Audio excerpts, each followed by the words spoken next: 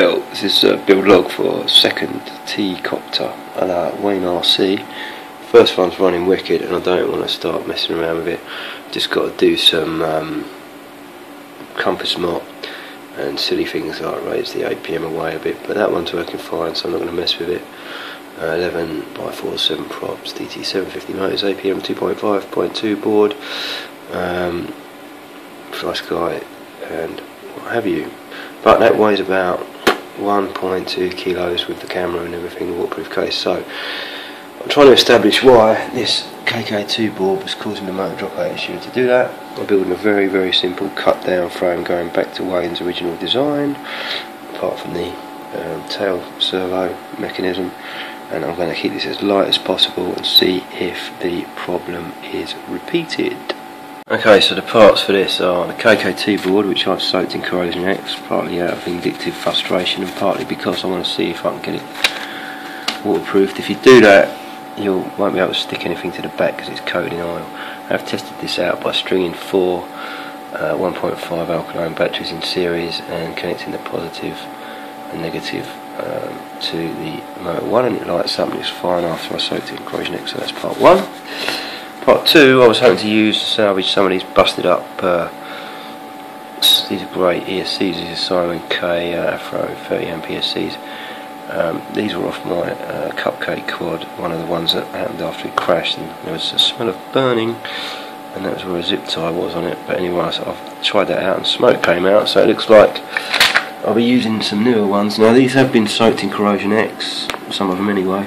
If you do this, and you do take the shrink wrap off, be very careful you don't cut any tracks or anything. Personally, I wouldn't bother unless they're in a cupcake quad where the air can't get to them. I would just soak them and let them dry for a couple of days hanging like that, and it will work its way out of the shrink wrap, and the shrink wrap does protect the electronics, so I'm going to temporarily put some shrink wrap on there. Other things I'm using are these Sunnysky V-Series 2212 800kV motors. This one's had a bit of a dink out of it and the thread's gone slightly, but there's no excuse for me using brand new ones on the other two.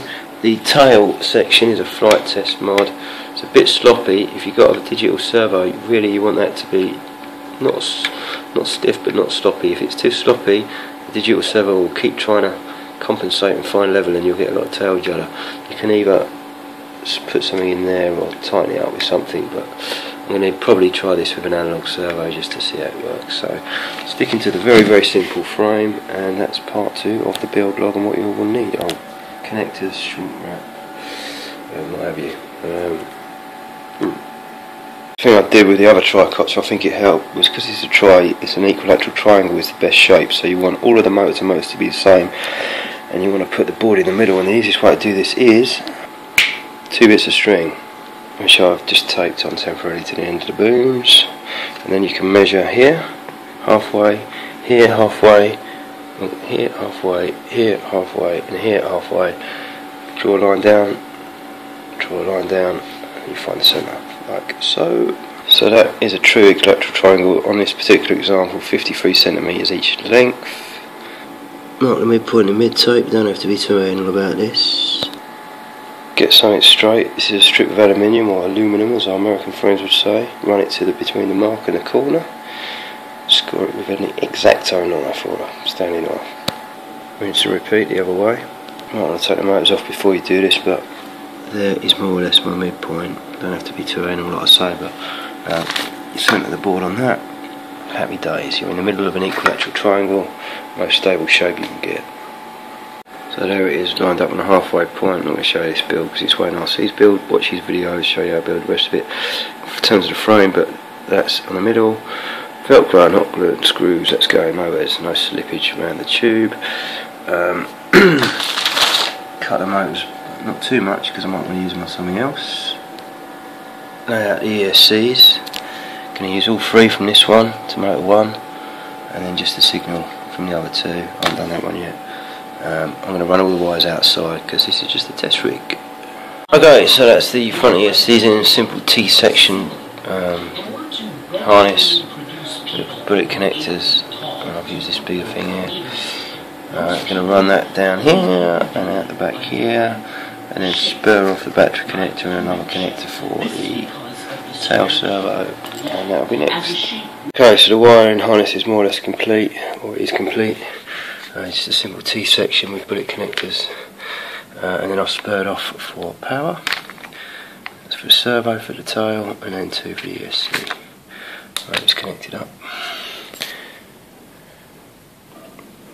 So like bell end, I've put these on, and it should be the other end, so I'm going to swap those. So after that little screw up, we've got the light connectors on, and my little ESC protective plate. Now we're going to wire up the board. Okay, so the board's in because it's corrosion next. I've just screwed it into the foam with some nylon bolts and used a little tiny screwdriver to poke holes into the foam so they will hold, hopefully. Okay, so line it all up long ways and make sure it's all square. Then I'm just going to put a very small hole in here with a hand drill, and then put a bolt through it and hot glue it. Put my finger in there so I know I haven't pierced the wiring. Start with a pilot hole and then move up to, I've used a 3mm, which is the same as the bolt. Whack the bolt through, cut down the servo horn, I'm going to put it on a yaw. 2 tiny little screws. Yaw mechanism in, you might want to do it before you put the motors on and everything. Because this is a lightweight version, I'm just using 3/4 inch tack washers, hot glued on. The idea is to provide a bit of friction, stop the battery slipping around, just use a strap. So I'm using Wayne's landing gear idea, super glue reinforced with hot glue. It's only a test rig, so it doesn't need to last that long. But the deliberate mistake, I never straightened the legs up before I glued the legs on, so it's a little bit tiny tin bob scratch it. Putting the wires through, so we're going all 3 to motor 1, just signal to motor 2, just signal to motor 3, just signal to 4 for the servo, for the tail rudder, and then we're going to connect the positive and ground of the servo separately to that. So positive and ground to the servo, and then the signal from the servo only comes back to here.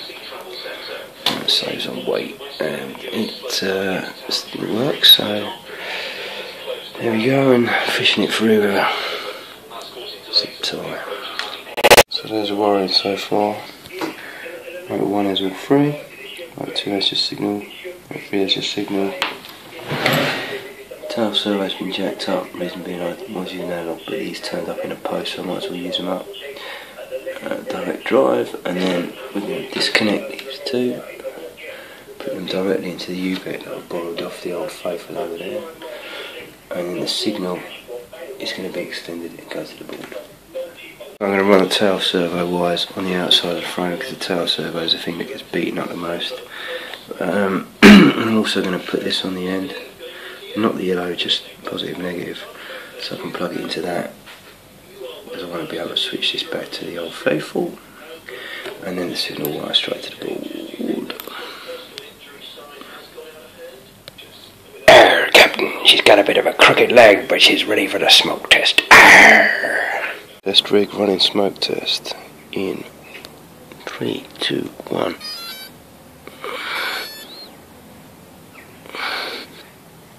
Board is working. ESCs all lit up. Error self-level is off. Restarted. Safe. Still working, even though it was soaked in corrosion X. And there we go.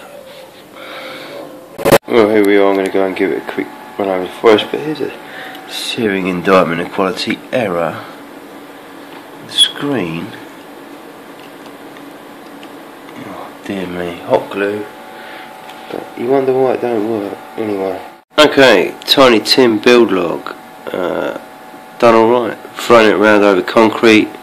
It's about 1 in the morning because got nosy neighbours. So yeah, great. About 5-10 minutes.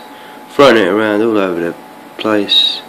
No issues, no dropout, no nothing. Don't know if it's a weight problem or something I've done rebuilding it's fixed it. or the motors are better or what, but it's pretty pokey. And next thing I'm going to do is strap an El Cheapo camera to it and put some footage up.